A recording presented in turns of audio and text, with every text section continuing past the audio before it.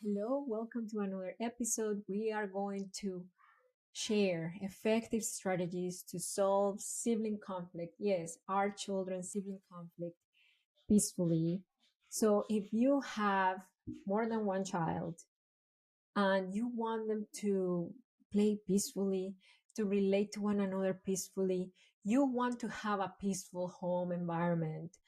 Maybe not 100% of the time, but most of the time. And instead, they're constantly bickering at each other. They are constantly seeking each other to fight, to throw things at each other. And then you fear that if they're going to, as they grow older, they're going to grow apart. They're not going to like each other. They're going to end up hating each other. This podcast episode is for you because I'm going to share with you 6 things that I do as a peaceful parent with my twins. Yes, I'm a mom of multiples as well. And that's some things that I work with our clients in HIC Parenting Coaching to solve their own challenges with sibling conflict peacefully. But before we go there, if you are new to us, hello, my name is Marcela Collier. I'm the head coach and founder of HIC Parenting Education Agency. Our mission is to help you and guide you, personally guide you with the help of our HIC coaches towards healing your and your child's reactivity so you can create a peaceful home environment for years to come. And I want to share with you a testimonial of one of our coaching clients. Her name is Jalisa, and this is what she's experiencing in terms of the sibling dynamic since she's been applying our parenting with understanding methodology, which is what we work with our clients in our 14-week group coaching program. Since we enrolled in HIC Parenting, we've been working on solving conflict peacefully. This morning, I left the room and a conflict occurred that would have normally ended in tears. As I listened from the other room, they both were able to keep their cool and, and work it out on their own. It's so encouraging to see such a big improvement. And that's Jalisa after she's been working with HIC parenting coaching for a while. And if you are in that position of education and information from your podcast and other resources is great, but I need that personalized guidance, then I encourage you to join me today. I'm going to be doing a live Q&A in Zoom. I'm going to choose some of you and I'm going to guide you personally towards your solution. So to sign up for this free session, all you have to do is open the description of this podcast episode, or if you are watching us on YouTube, then you could open the description of the video and the link is there to sign up for free, or you can see it on the link in our bio at highimpactclub. Okay, so let's talk about those 6 effective parenting strategies to solve sibling conflict peacefully in our home.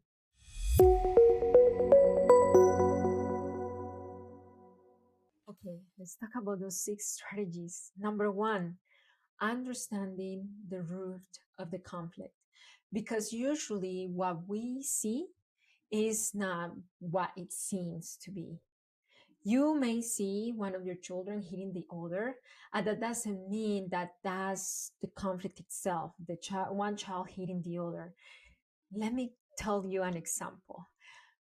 I saw one of my twins, he threw one of his flip-flops to the other. And I was like, where did that happen? Because there is no chancla culture in this home. There is something here.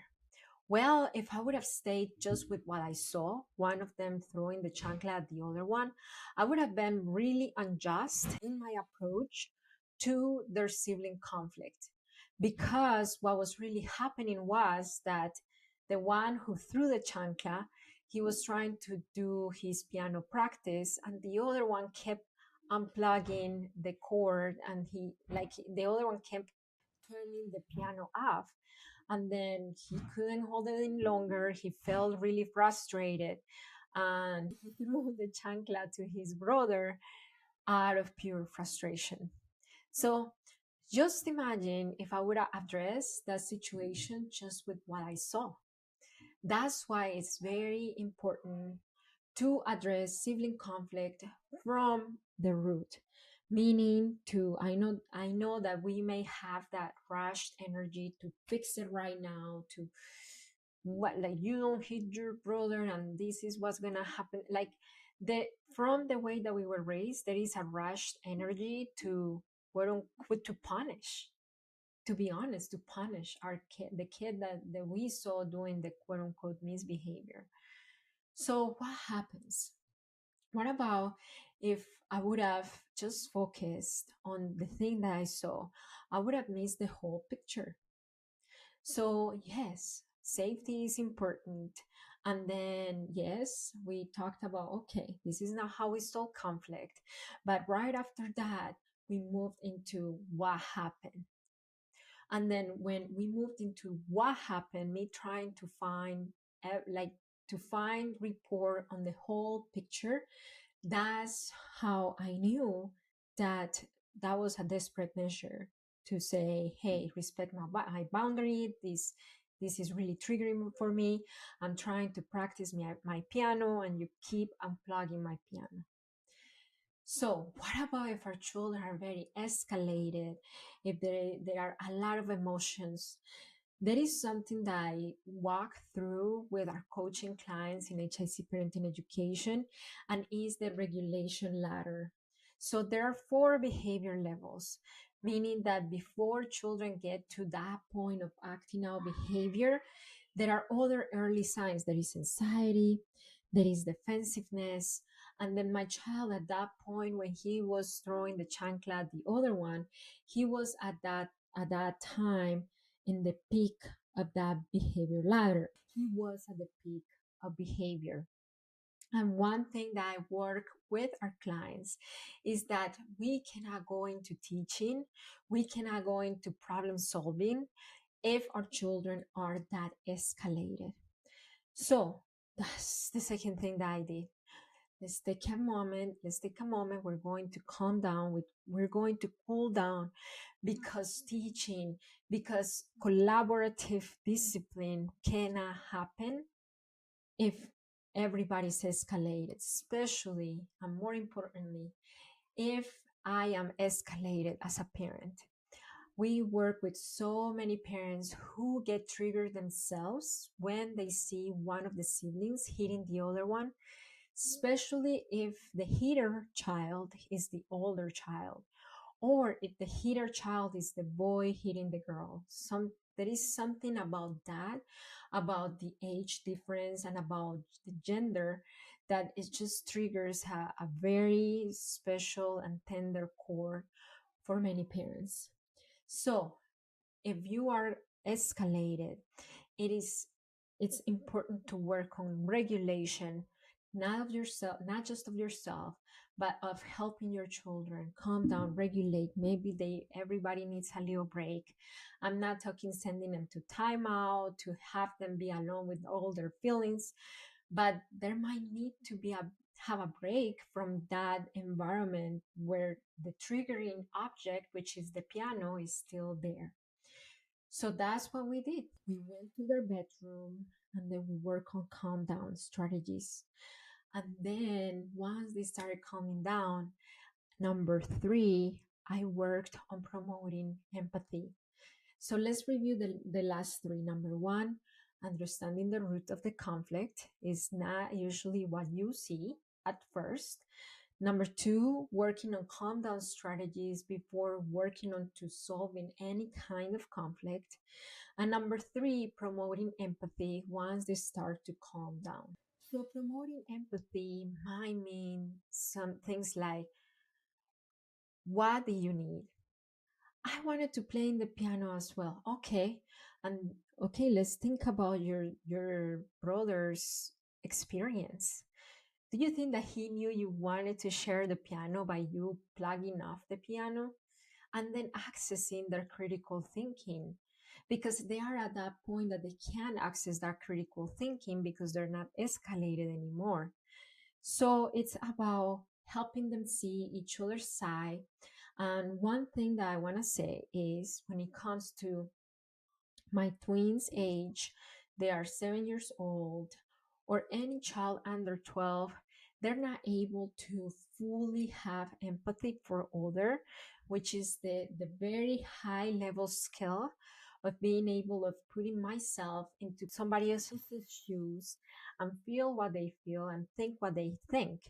So we are not going to expect that they're going to fully feel what the other one feels, but at least we allow them to see each one side of the story and how what they were doing might not be the best to get what they were looking to get. In my son's case, he kept unplugging the piano because that was his way of saying, hey, it's not your turn anymore.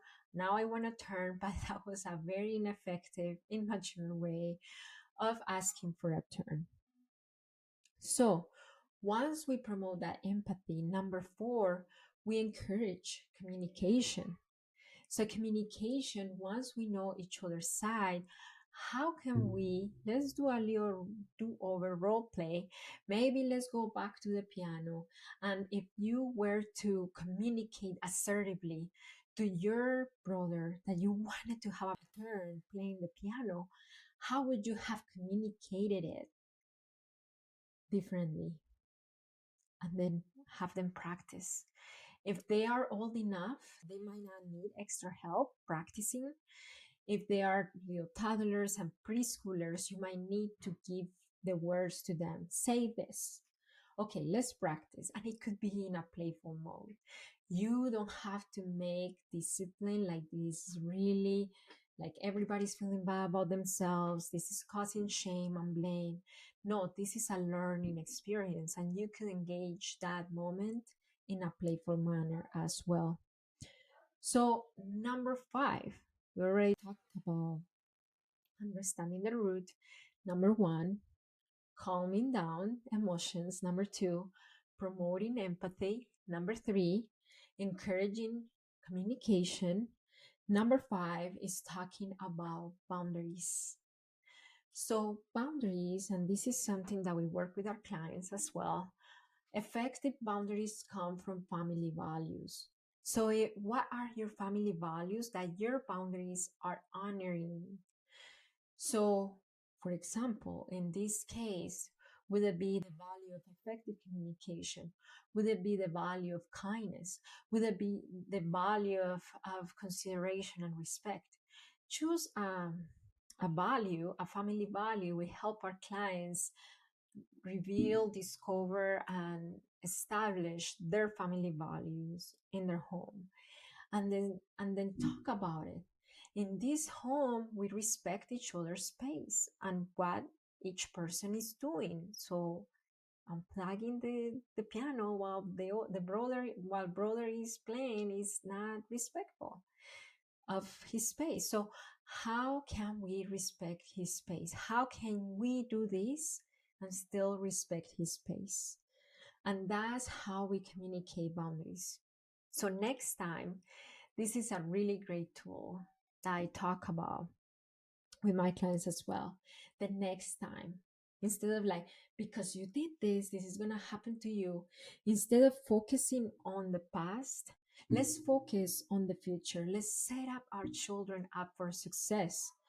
So, for the future, if you need to do something that your brother is doing or use something that your brother is using, how you are going to communicate that need while respecting the family value of respecting his space. And then have them give you their ideas. How I said, if they're old enough, they are going to give you their ideas. Maybe I could take a break. Maybe I could wait for my turn. Maybe I could do something else while I wait for my turn.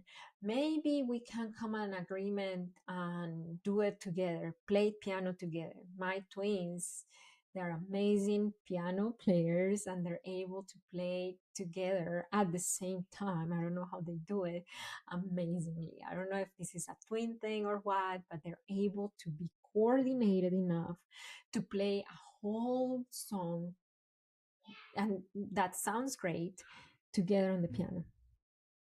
And then number 6 is collaborating towards the solutions. Collaborating towards the solutions. Because discipline is, how I said, is not about stopping behavior. It's not about eliminating our child's way of communication, because behavior is the way they're communicating a need. And if we shut down behavior, we shut down communication. So it's not about shutting down behavior, it's about letting them know, collaborating together so everybody can have their needs met. And so those are the 6 ways that I address sibling conflict, walking you through a real, very real scenario that happened with my twins. And I hope that helps you solve sibling conflict in your house as well, peacefully. If you have more than 2 children, maybe if you have 4 fighting at the time or 3 fighting at the time, what do you usually do to address sibling conflict? Let me know in the comments if you are watching this podcast episode from our YouTube channel. And if you're like, I want to have these 6 strategies in my pocket, you can go and grab our show notes going to hicparenting.com. Yes, you go to hicparenting.com and you scroll down through our homepage and you will see our show notes there. If you've been a listener of our podcast, I encourage you to leave a review. Let us know how this podcast has helped you in your parenting. That helps us get to more parents. And so together we are able to heal our reactivity, our children's reactivity, break our cycle, create peaceful home environments, and raise our children in a loving, fun, peaceful home. Remember that it only takes understanding to break her cycle. And don't forget that I'm going to be today at 5:30 p.m. PST in Zoom, answering all your questions, coaching you directly. Sign up for free, open the description and sign up. I'll see you next time.